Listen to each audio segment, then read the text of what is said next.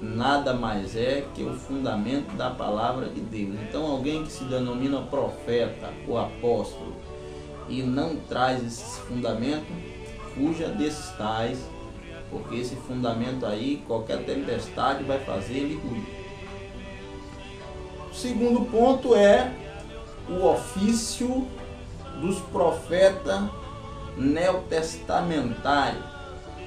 O seu ministério no Novo Testamento não consistia em predizer o futuro.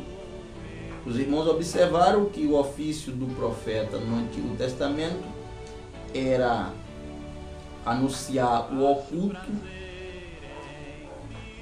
predizer o futuro, anunciar juízo divino e emitir conselhos e advertências divinas. O ofício do profeta no Antigo Testamento. Já no Novo Testamento, o profeta no Novo Testamento tem esse ofício, fazer com que a igreja esteja sempre alerta nesse sentido, não deixar ela desanimar, não deixar ela desviar, não deixar ela praticar a injustiça. Isso tudo o profeta, por meio do ensino da palavra de Deus, ele faz com que a igreja venha evitar. Era dever do profeta no Novo Testamento, sim, como no Velho Testamento, desmascarar o pecado e proclamar a justiça e advertir o juízo vindouro e combater o mundanismo e a frieza espiritual entre o povo de Deus. Isso também era ofício do profeta no Antigo Testamento. No Novo Testamento também, o profeta, aquele que tem o ministério de profeta, ele tem que estar dentro desse parâmetro, dentro desse padrão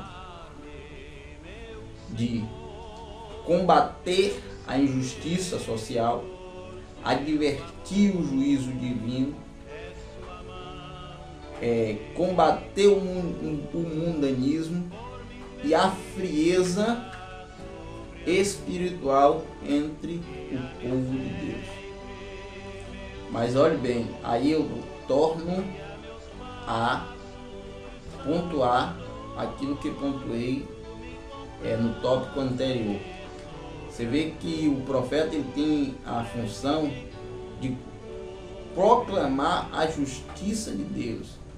Já que ele tem a função de proclamar a justiça de Deus, ele jamais pode se posicionar como dentro de uma atitude injusta.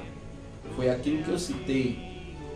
Se alguém convida tal pessoa para ministrar a palavra de Deus, e tal pessoa ela se denomina profeta, e ela de antemão adverte: olha, eu não tenho gasolina, exemplo, para ir até aí, ou melhor dizendo, coloca gasolina no carro, ou tira uma oferta, ou coisa semelhante, sendo que tal pessoa não tem necessidade de gasolina, não tem necessidade de oferta e nem tampouco de coisa alguma, porque Deus já tem suprido todas as suas necessidades. Mas ele vem até uma determinada congregação, onde a congregação tem as suas dificuldades financeiras e principalmente na assistência dos seus membros locais. Não se importando com isso, ele quer receber a sua oferta. Não se configuraria uma injustiça tal atitude? Aí eu pergunto, nós temos entre os nossos irmãos alguns que são tanto pregador como deputado federal. Não vou citar nome para não ter direito de resposta. Tanto cantor como deputado federal. Aí uma congregação, co-irmã, o convida para cantar ou pregar, tal pessoa cobra alta soma para ir cantar ou para ir pregar. Mas para que é que está cobrando essa alta soma? Porque ele está precisando? Porque ele está necessitando? Na casa dele não tem comida? Ele está com paletó só? Fica aí a pergunta: por que a cobrança de alta soma para fazer aquilo que foi Deus quem deu a ele? E para melhorar ainda deu condição para que ele não precisasse cobrar. E aí fica a pergunta: por que cobra e para que cobra?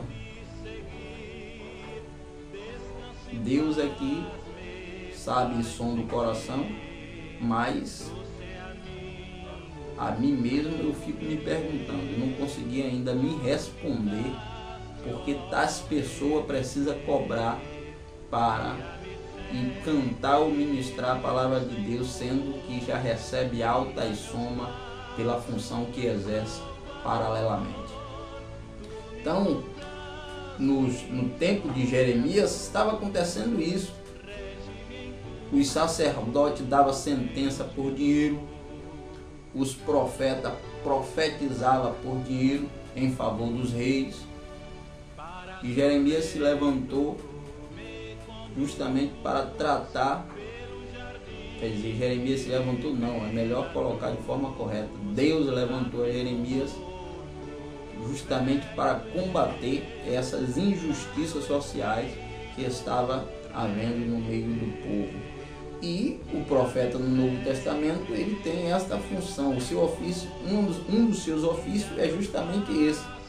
Ele proclamar a justiça de Deus. Mas se alguém se denomina profeta e em vez de proclamar essa justiça entra no meio da injustiça, o tal podemos chamar de quê? Fica aí a pergunta. E agora o terceiro subtópico é objetivo do dom ministerial de profeta. A função do profeta no Novo Testamento é apresentada por Paulo no mesmo bloco de versículo em que ele menciona 5 ministérios em Efésios 4:11 ao 16, ou seja, o profeta é chamado por Deus a levar a igreja de Cristo a plena maturidade cristã, pois como um organismo vivo, a igreja é corpo de Cristo e deve desenvolver-se para a edificação em amor.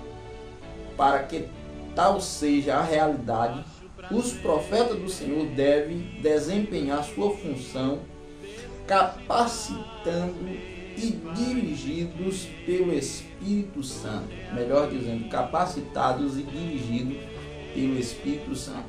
E aí, como eu contei lá atrás, se tal pessoa cobra altas somas para estar ministrando, não por causa da sua necessidade, mas por causa da sua ganância e da sua avareza, ele está dirigido por outro espírito menos o de Deus.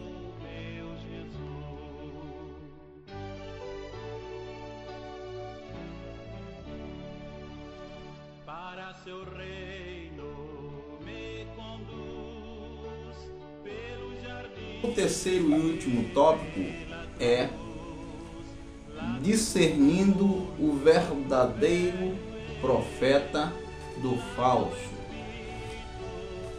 O subtópico diz assim, simplicidade versus arrogância. Duas características do verdadeiro profeta são a simplicidade e o amor. Ainda que a palavra seja de juízo, o coração do profeta transborda em amor. E a sua conduta simples demonstra quem ele está servindo. O Deus de amor lembra-nos de Jeremias no capítulo de número 38, no versículo de número 14 ao 27. Vamos lá? Jeremias 38, 14 ao 27. Vejamos. Jeremias 38, 14 ao 27. Diz assim,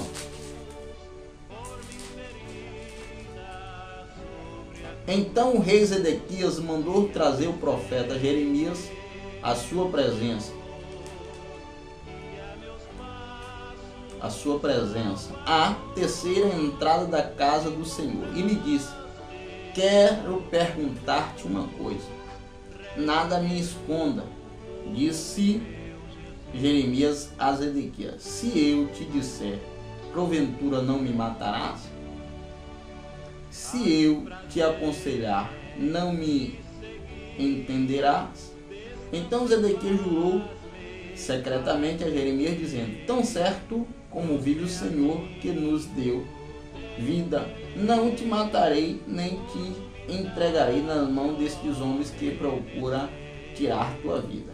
Então Jeremias disse a Zedequias: assim diz o Senhor, o Deus dos exércitos, o Deus de Israel: se te renderes voluntariamente aos príncipes do rei da Babilônia, então viverá tu, a tua alma e a tua casa. Mas se não te renderes ao príncipe do rei da Babilônia, então será entregue a esta cidade nas mãos dos caldeus, e eles a queimarão, e tu não escaparás das mãos. Disse o rei Zedequias a Jeremias: receio-me dos judeus que se apressaram para os caldeus. Não suceda que este me entregue nas mãos dele e eles escarneça de mim.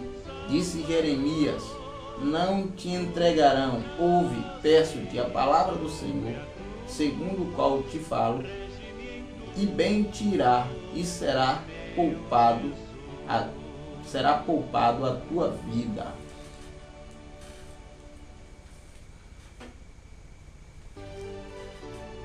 Oséias da mesma forma, e Oséias 8:12 da mesma forma. Os irmãos podem abrir a Bíblia e ler. E do próprio Senhor Jesus em Mateus 23:37, na entrada de Jerusalém, ele fala isso. Ele diz: quantas vezes, Jerusalém, eu quis reunir debaixo, como um pinto debaixo das asas, Jerusalém que mata os profetas e apedreja outros. Já os falsos profetas só pensam em si. Você vê que Jeremias, Oséias e o próprio Senhor Jesus, Jeremias, a ser chamado por Zedequias, ele disse: Zedequias, faça o que eu estou te dizendo, se entregue. Ele estava pensando não somente no rei, como também em toda a nação, e estava obedecendo a palavra de Deus. Se ele pensasse, se ele dizia: foge, Zedequias, cai fora, porque o rei vai... Mas ele pensava na salvação da cidade. Aí o irmão pontua que já o falso profeta, ele só pensa em si, em seu status e benefício. Deixa quieto, irmãos. Deixa esse negócio quieto, porque se nós voltarmos a falar, só vai ficar dizendo que nós só queremos falar a respeito disso. Mas infelizmente é o que está acontecendo em nossos dias.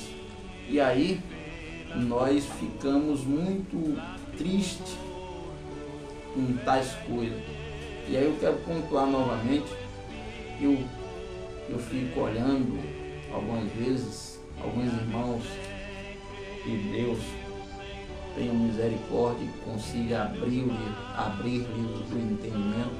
Irmãos que novos convertidos, e se não tomar cuidado se tornam até neófitos, 2 anos, 3 anos, por uma via ou outra, tem uma oportunidade de pregar, prega, Deus usa, e as pessoas se admiram e dali para frente acha que já se tornou um pregador, e as pessoas, ao ser convidado, vai com o desejo já de também estar recebendo oferta ou algum benefício lá no local o qual vai pregar. E isso tem crescido e contaminado a muitos. Infelizmente tem sido assim. Falo isso porque trabalho com departamento, e uma das minhas dificuldades de convidar pregadores é justamente por causa disso. Antes de convidá-los eu fico pensando, será que o mesmo vai querer cobrar oferta? Será que o mesmo vai querer cobrar alguma coisa? Porque diz oferta, mas infelizmente eu não chamo de oferta não. Oferta é aquilo que você não pede, você recebe se tiver, se não tiver, você sai contente da mesma forma. E aí, agora imagine Deus se fosse nos cobrar aquelas ofertas as quais Ele mesmo já nos declarou, as ofertas ao sábado. Deus não faz isso. Alguns agora estão querendo fazer, não é nem dele aquilo que eles têm. Aí, prosseguindo aqui, profetiza objetivando autopromoção, ele mente, ilude, engana. Lembra-nos Ananias, o profeta mentiroso que enfrentou Jeremias em Jeremias 28:10 ao 12. Não só lembra Ananias não, lembra Balaão, lembra também aquele outro que confrontou Micaías junto com Acabe e o profeta de Judá e o rei de Judá.